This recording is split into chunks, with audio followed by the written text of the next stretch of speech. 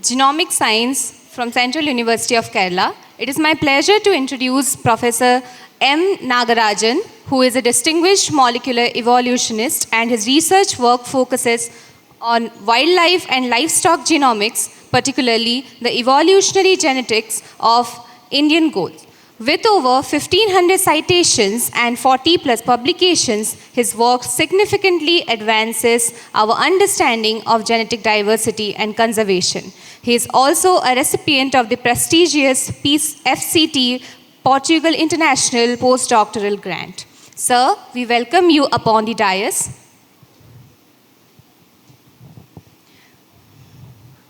I request you, sir, to take over the further proceedings. Thank you.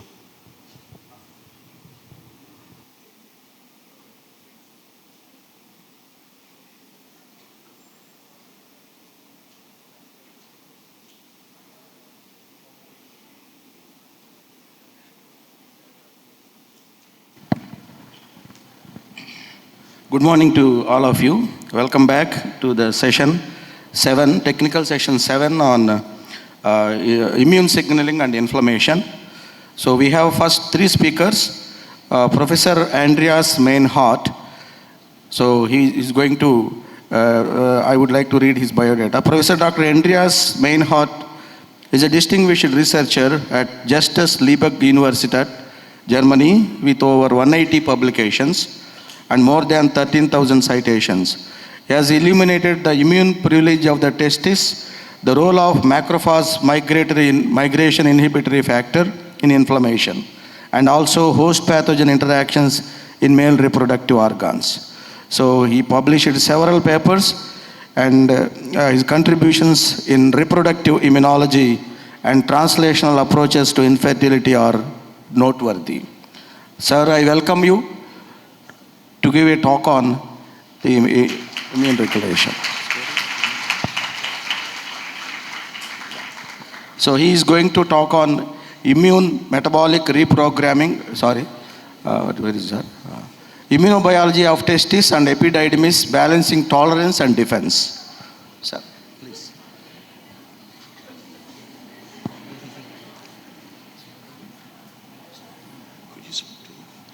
Good morning, everyone.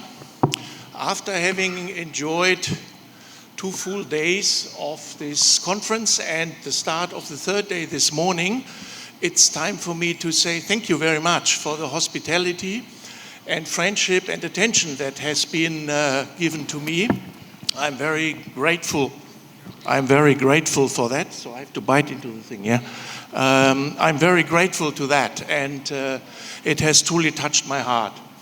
So I'd like to take you on a small journey of the work that we are doing, and it is about the immune function of the epididymis. We also work on the immune function of the testis, but I'd like to give the attention to the epididymis today because it's an organ that has not been covered actually in the talks thus far. The testis has gotten some attention, some other organs has gotten attention as well. I'm aware that this audience is quite diverse, from students of molecular biology, biochemistry, and other subjects, and also the delegates are from very diverse background. So allow me an introduction into what we do. So the epididymis is sitting next to the testis, and it is actually, the name said it's a twin sitting on the testis. Epi is on top and didymis is the twin. So it's a twin who sits on the testis. And here you see a drawing of the epididymis on the left, and you see a human epididymis here on the right side. And of course it is connected to the testis by the so-called excurrent ducts. So the epididymis is in some ways quite interesting because it's one of the few organs that barely ever develop cancer. So the epididymal cancer is responsible for 0.03% of all cancers in the male. So barely any male could get it. I hope this is good news for half of the audience here. Whilst the neighbor, the testis, the other twin, is actually fairly regularly being hit by testis. So why is that? That's an important study question. The epididymis is, as said, linked here to the testis, and it's connected, it's just one single duct. Yeah, the testis, as you can see here, has a number of ducts that then converge to one single duct, which is highly coiled. So the epididymis is more or less a few meters long, actually, in the human and also in the mouse, which is our main study model. It is comprised in the mouse of 4 regions, which are called the initial segment, which is here, and then you have the caput, and then the corpus and the cauda. And the cauda extends into the different ducts. So more or less, the epididymal duct, which is just one duct, then connects or is becoming the different duct. So the regions are more or less identified by their histology, but also by a very dramatic differences in gene expression. So you see here a mouse epididymis, and here is the cauda, here is the initial segment, and you can already see here that in the cauda you have fairly large tubules with a fairly thin epithelium, but they are full of sperm, because here the sperm is stored. Here you see the magnified image. So if you go to the initial segment, you see there are not so many sperm in there, although they come from the testis. The reason is it's a fairly diluted solution that comes from the testis, where also sperm are in, and the epithelium is much higher and the lumen is much smaller. So these are the histological differences that you can see on first view, but there are also molecular differences. So the epididymis, the main function of the epididymis is obviously sperm maturation. If you take sperm for artificial insemination, that is just coming out of the testis, it wouldn't fertilize. If you take sperm that comes just out of the epididymis, it can fertilize. So there is a machinery along this duct, like a conveyor belt in automobile manufacturing, that step by step changes things along the transit. Yeah, you have kinases that phosphorylate, you change the pH, you change the glycostructure, you add proteins to the membrane by microvesicles, not microvehicles, as we have learned, and that is a maturation that is necessary. And for this, you need epithelial cells. So the main cell is the principal cell, as the name states, and it is there to secrete mainly. Then you have narrow cells, and these help to acidify the luminal content. You need a low pH to keep the sperm immotile, because at normal pH values or slightly basic pH values, they would move, and you don't want to have that in the male reproductive tract, you want to have that in the female reproductive tract. So here they need to be kept immobile. Then you have the basal cells, and they have stem cell characteristics, and can help to renew the epithelium. Then you have immune cells, so-called halo cells. These are seen here. These halo cells, in fact, are T cells. People didn't know at those times when the name was given. And you have mononuclear phagocytes, yeah, which are dendritic cells, monocytes, and macrophages. They all reside in the epithelium, and they are, for instance, pictured here as an example. So what is the role of the epididymal regions that I flagged? And that is an aspect that I will come back in my talk a number of times. So in the initial segment, that's where the sperm enter the testis. You need, of course, tolerance towards the sperm, yeah, because they get out of the immune-privileged testis, and they need to be protected from immune attack. Then you need to, and the spermatozoa are transported to the testis by fluid. Yeah, and the testis produces fluid, and that just drives the spermatozoa to the epididymis. So it's a passive transport, but it's a lot of fluid. So to have this biochemical alterations in the epididymis, you need the sperm concentrated, and therefore you need to resorb fluid, and that's been done in the initial segment. Then you have the caput. You start to secrete enzymes that change the spermatozoa, that mature them, but you remodel the membrane, but you again have a fluid resorption. In the cauda, that's the smallest part, you transport the sperm. Again, you secrete factors that modify the sperm, and in the cauda, the sperm is stored until ejaculation, and they are kept at low pH, which is being done by the narrow cells and another class, the clear cells, until they are released by propulsions of the smooth muscle cells. So infertility has been mentioned a couple of times. Male factor infertility is about half of the cases, and it has a very high incidence, actually has a higher incidence than diabetes, but it's not really so much spoken about, so barely people run around say, oh, I'm diabetic, I can't eat that, but men don't go around and say to their friends, oh, sorry, I'm infertile. So it's a silent disease.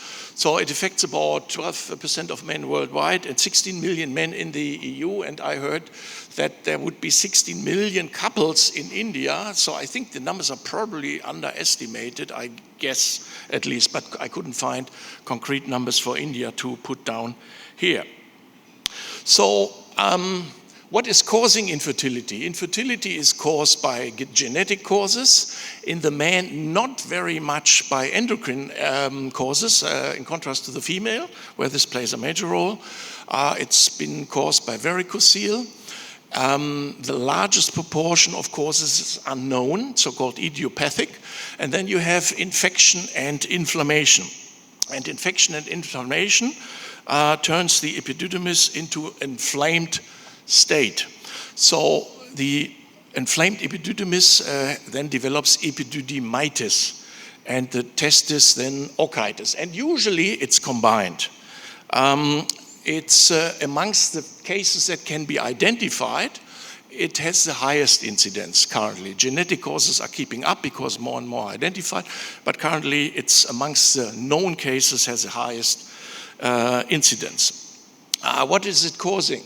A lot of the cases are caused by uropathogenic E. coli bacteria, which cause urinary tract infections. And of course, if the man suffers from urinary tract infection, they can just branch off and turn into the different duct and then go up the duct and then enter the epididymis, and finally it enters the testis all the way within the lumen as a canalicular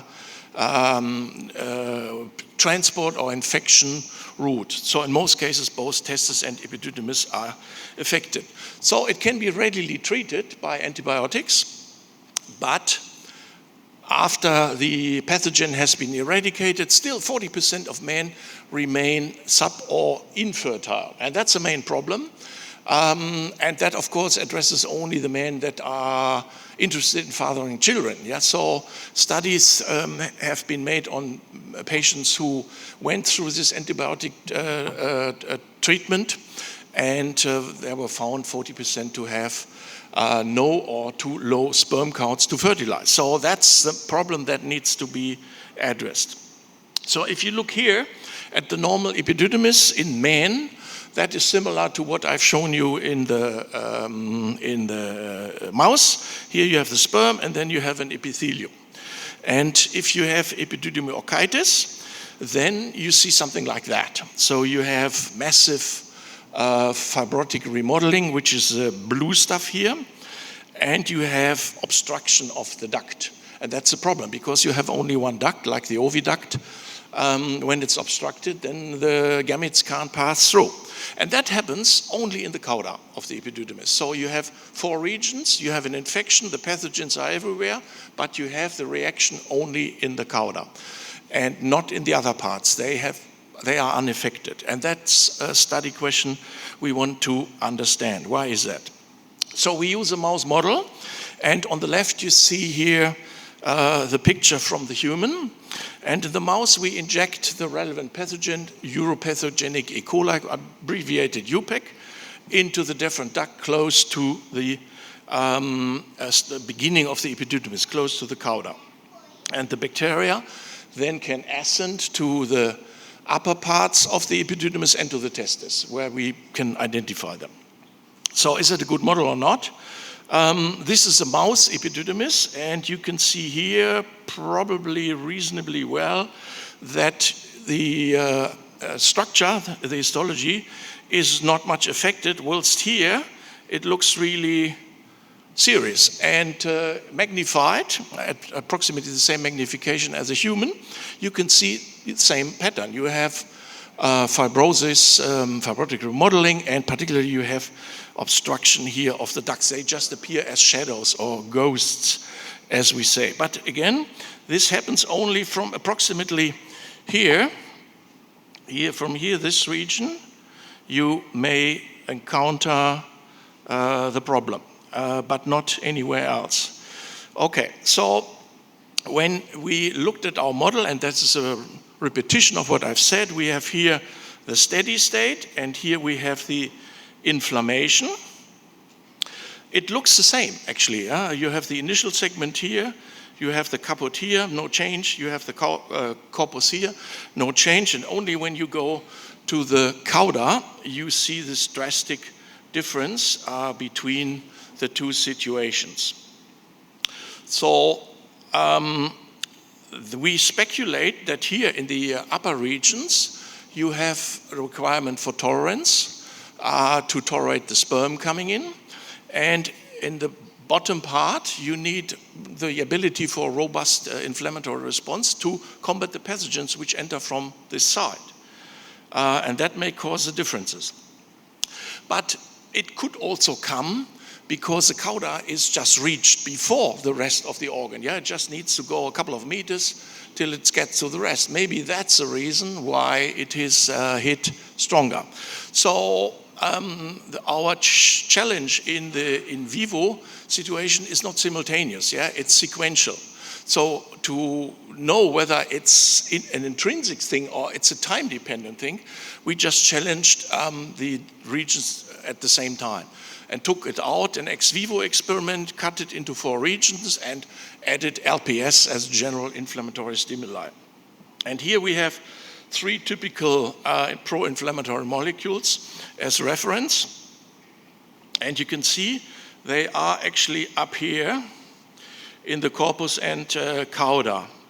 Hang on, I'll do that. In the corpus and cauda. Here they are up. So, and that is for us was the proof that it has to do with something intrinsic in there. So the question is, how is this regionalization actually regulated? And we looked at an immune cell population that represents the vast majority of leukocytes in the epididymis. And this is here shown in green, and also some cells are in red, which is a subpopulation. These are the macrophages. They represent about 80% of all the immune cells in the epididymis. So we thought we turn to them. So if you want to investigate the different immune cell populations of the epididymis, it's quite helpful to have a technique which is called codex. Codex means co-indexing, and you can simultaneously add about 50 antibodies. Yeah, you have, let's say, 3-4 antibodies in one incubation. You scan it, then you take the antibodies away. You add the other 3, scan it again, give them false colors, and so you can do repetitive times. And here is only here's only an example of the antibodies, but it gets very messy after 2 or 3 or 4 antibodies. So you need bioinformatics to study that deeply. But what we saw is that you have quite different integration of the immune cells into the epithelium. So this is the initial segment here on top, and you have here, hang on. So here is the initial segment, and you see quite clearly intraepithelial cells that seem to have protrusions, which is obviously not the case in the cauda. So if we magnify that, you see that much better. This is the initial segment, and these are the immune cells, and they have fairly long protrusions, which almost reach the lumen. And here in the cauda, they are very flat at the base and have no projections at all. So obviously, there is a different subpopulation which integrates in a different niche. So we wanted to understand these subpopulations and did flow cytometry. Single-cell RNA sequencing. Flow cytometry comes later. So when you take out an organ and do flow cytometry, you always have the question, you may detect also what's in the blood and not what's necessarily in the organ. So we labeled the blood leukocytes with an antibody in the tail vein that binds to all the antibodies, anti-CD45. So, and after a short time, you just kill the animal, take out the organ, and then you know, okay, cells with this color, they are actually from the blood, subtract them. And then you can look at the rest. And we did single-cell RNA sequencing. Here you see the results, and more or less all of the leukocytes are found in the organ. So you have macrophage populations, monocytes, T cell populations, and so on. But the majority is clearly here this one. So these ones are the macrophage and monocyte populations. So that confirms more or less that these represent the majority, but obviously already at this stratification, you see that there are different subpopulations. We wanted to look at them a little bit closer. And here you see the chart, and you can already see here that there are differences. Look at the blue population. So here it's much lower, So if you look at that, you see quite a difference. If you look at the orange population, there's again a difference. So these are the numbers. So they are obviously, the population isn't steady. It changes throughout the length of the epididymis. And here you see that, so to say, probably a bit better in a pie chart. Look at the blue and orange here. And if that's the blue one and that's the orange one, and they change quite drastically, whilst the red population, which is a minor population here, becomes a major population in the cauda. So the leukocyte growth populations, they change.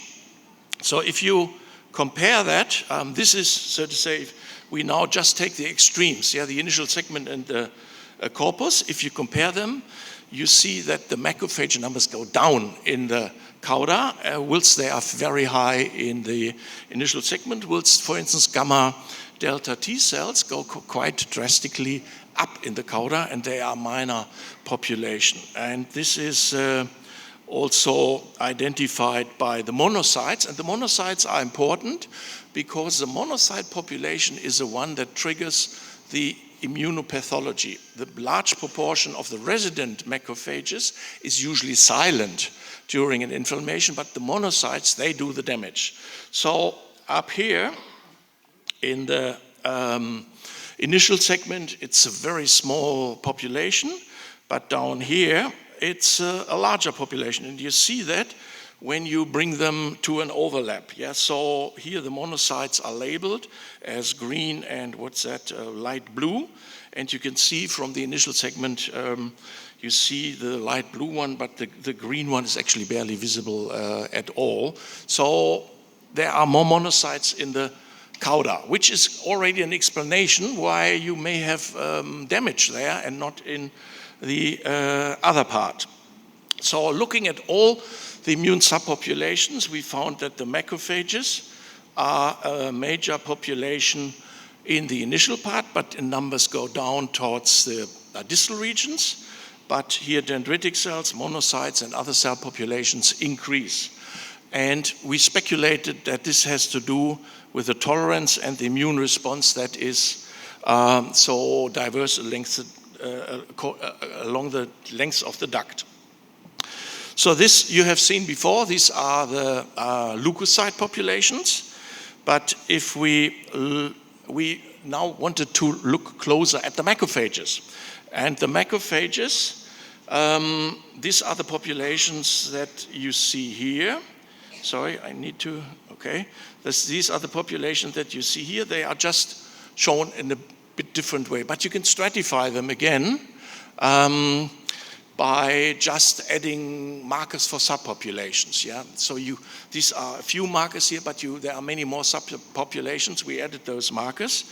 And then you see that the numbers actually go to up to 9 subpopulations. So we have 9 subpopulations of macrophages that are found in the entirety of the epididymis. So looking at the regions again, you can also see already here from the colors that there are differences, and that is probably better visible here. No, I'll show it. So here are just the macrophage populations, and down here are the plots.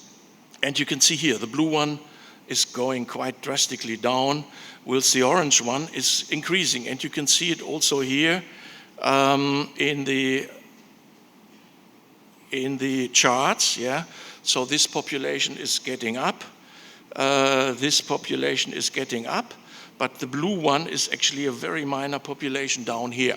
So macrophage populations change along the duct, yeah, the subpopulations.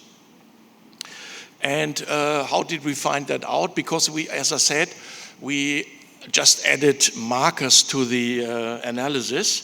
And here you have CCR2. CCR2 is a marker for monocytes that come in. And H2AB1 is MHC class 2.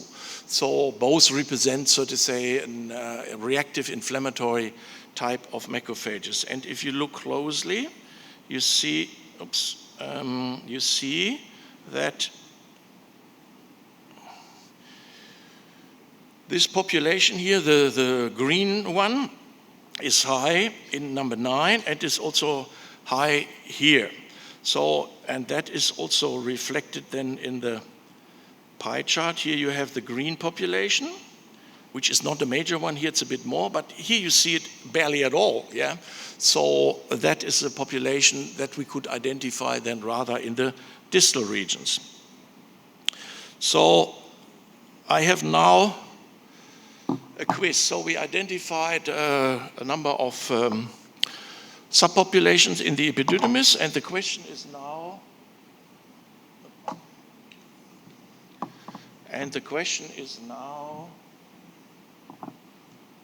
hopefully it works, it hinges on my fragile hotspot here. How do we do that? Okay, I think I know.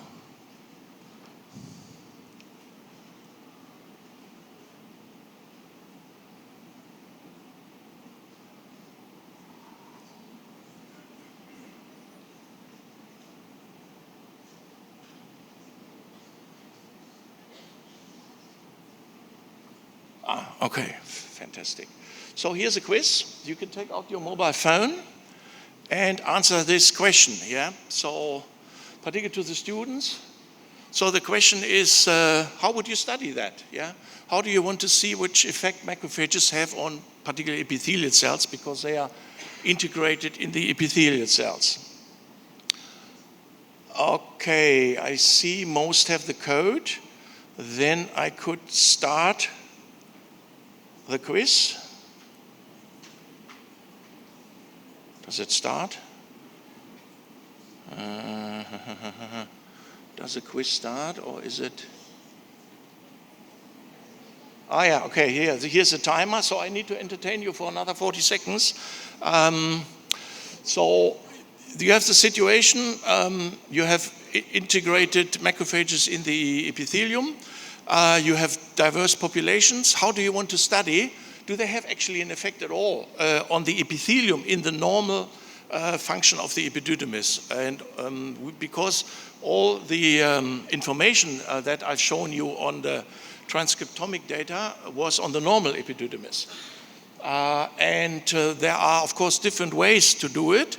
And in the spectrum that I've shown to you, there's only one method that is unsuited. The others you can use. And does it come up? Oh, yeah, it worked. No. Oh, there it is. Okay. So what C was actually depletion. Is that correct? Yeah? So C was depletion of macrophages, and that's what we did. So congratulations to the students, but you can also use spatial transcriptomics, but it's probably not as powerful. Immunofluorescence alone is not suited to do that. So compliments to the students who did a very good job. And now returning here to the iPad. There it is, good. Okay, so we asked the question that I asked you. So how do they regulate the epididymal architecture, and do they do it at all, actually? So we depleted the macrophages, and we did it with an inhibitor. And the inhibitor is called PLX5622, which says nothing. It is actually, you can give it in the chow, so it's an easy experiment. And it inhibits survival factors for macrophages, which is CFS1. So if you give it to them a day later, the macrophages are gone, and they are gone as long as you give the inhibitor. And of course, we also had the control, which doesn't contain the inhibitor. It's more or less normal chow. So you can see the effect quite nicely here. And we used the marker here for macrophages. This is the red one, and we use the marker for basal cells because we speculated they may interact. And here you see the basal cells, and here you see the macrophages. And if you magnify it, well, here you have the macrophages with the extensions in the proximal part, and here you have the basal cells, but the macrophages are gone because they are depleted. But the basal cells also have extensions, as you can see here. Yeah, the green ones have it here. You can see it, but here without the macrophages, you can see it even better. So they are being depleted, and that is also shown by flow cytometry. So about 90% of the macrophages are gone. So we looked at these basal cells because it was projected to us by bioinformatics that they may interact. And we found that the basal cells with projections increase in when the macrophage are gone in all of the time points we investigated.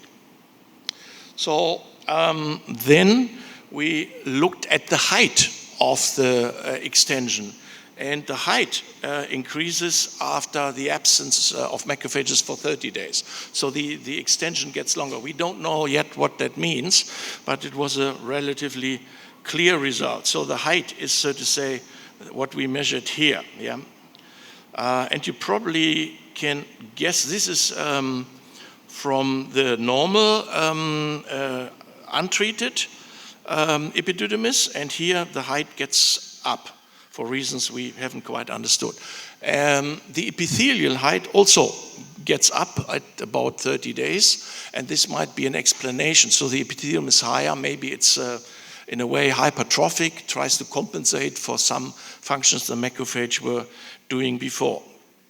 What we also noted that we looked at the collagen, and the collagen is stained here in a classical staining, and you see here this is a collagen of the capsule, but you have also some sparse collagen in the caput, corpus, interstitium, and more so in the cauda generally. And we thought there may be a difference between the collagen content in the cauda of macrophage depleted and normal testis. But you needed, so to say, a robust assay to really see that, and we saw it indeed that there is more collagen in the cauda region, and in the other regions we didn't see any differences. So obviously macrophages can control in a way the collagen content in that region. And I've come to the end. I'd like to summarize.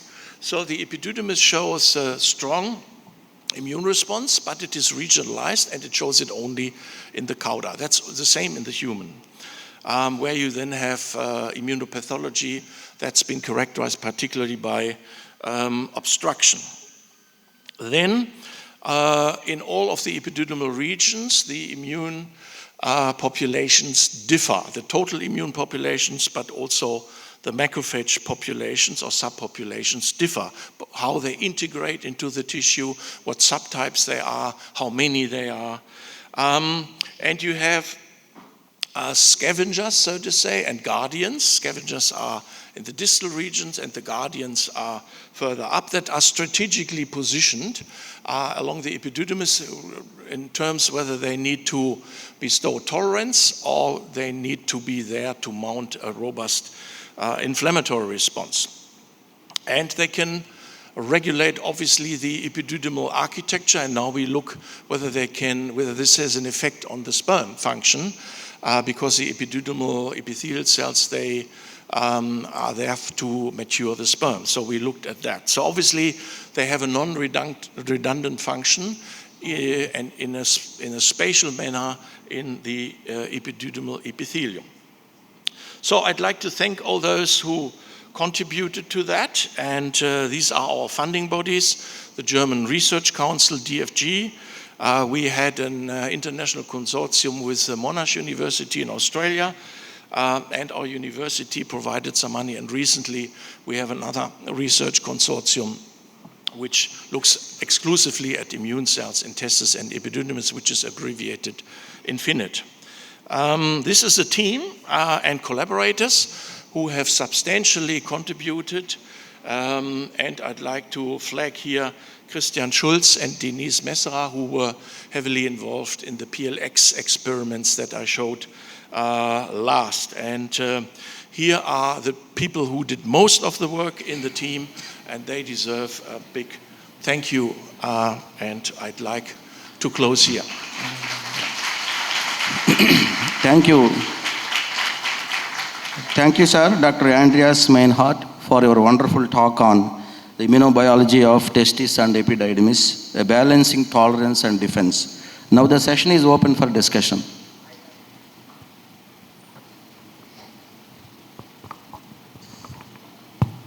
Good talk, Andrea.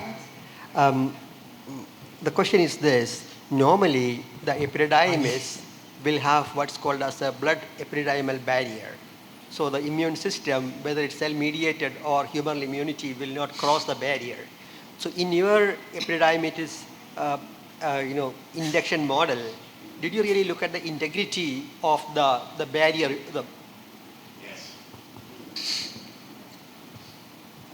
I mean, probably not. So you have, as you said, you have the blood epididymal barrier, which is between the apical parts of the epithelial cells. Right. To our information, the protrusions of the immune cells don't get through that. Right. You don't find many immune cells in the lumen of the normal epididymis, barely any. In the human, there are some.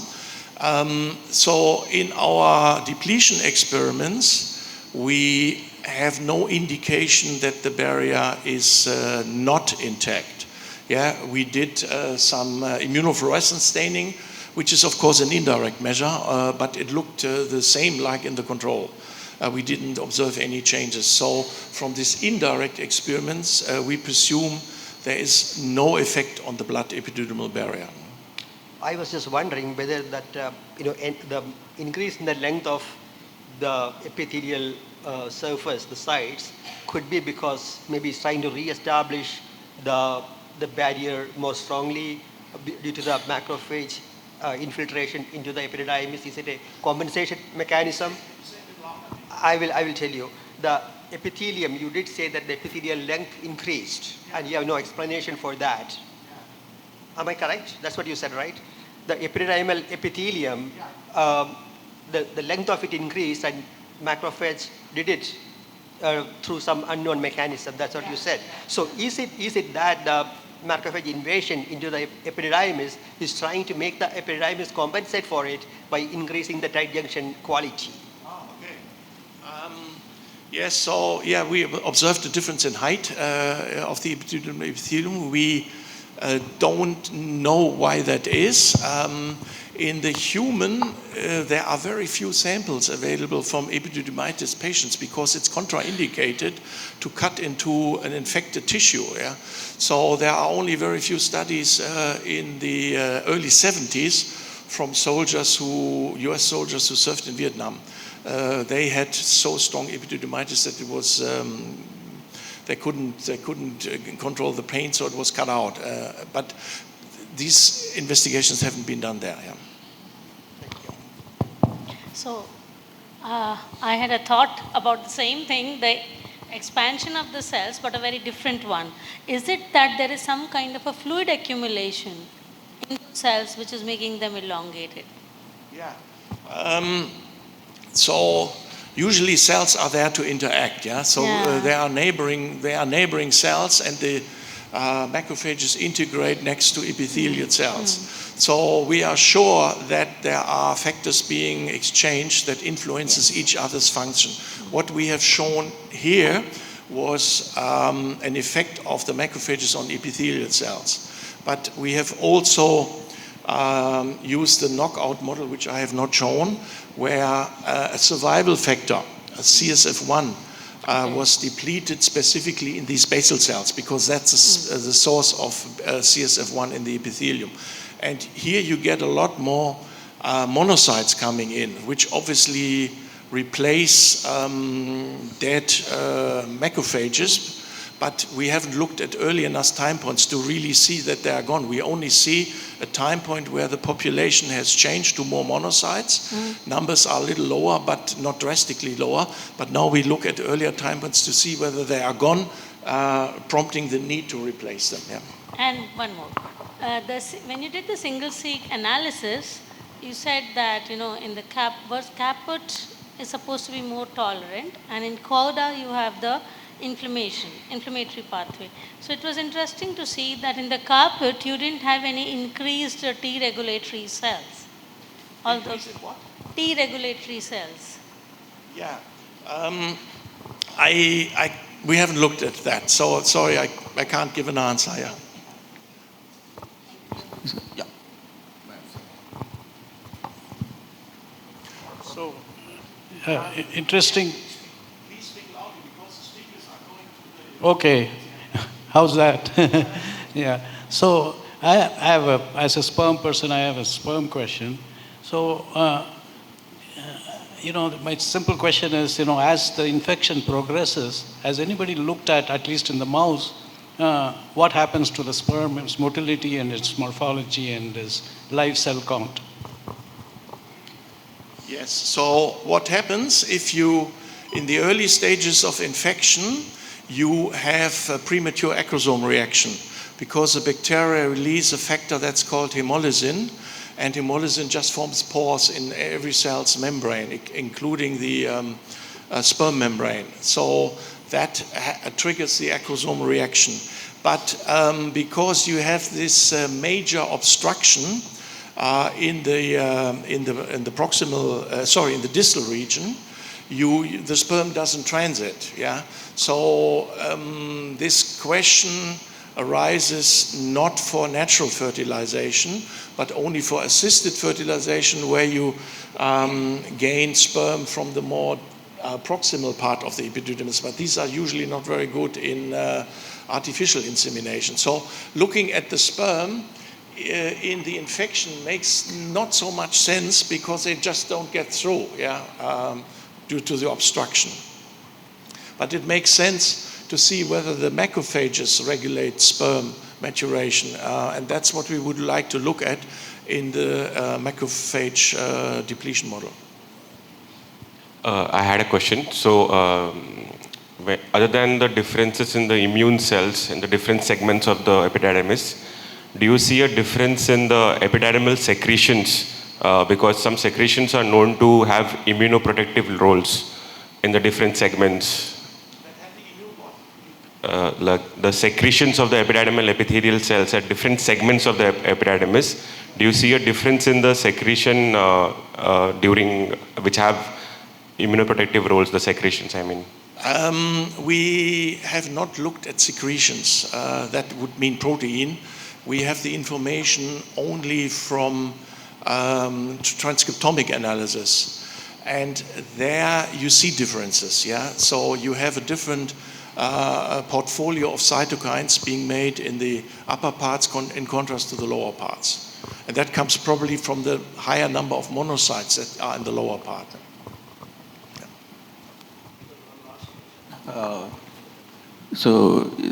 The inflammation of epididymis you have discussed at cellular level, and at molecular level, as Madam said, that actually T regulatory cells could play an important role, profound role in causing tolerance or defense, whatever it is. And what about the anti-inflammatory cytokine pattern? For example, cytokine IL-10, IL-13. So, because you said that pro-inflammatory cytokines are obviously increased. So these are studies that have been done with Australian colleagues, and we see higher expression of anti-inflammatory factors and cytokines in the proximal parts, namely activin, which is a TGF-beta family member, and we see IDO, an enzyme in the tryptophan pathway, which causes anti-inflammatory products. So these are much higher there. Yeah. So your question is very valid. Yeah. Thank you. Thank you very much. In the absence of any more questions, let us thank the speaker, Dr. Andreas. Thank you, sir, for an insightful talk. Now I invite Dr. Professor Govindra Dudukuri to present the memento as a token of appreciation to Professor Andreas.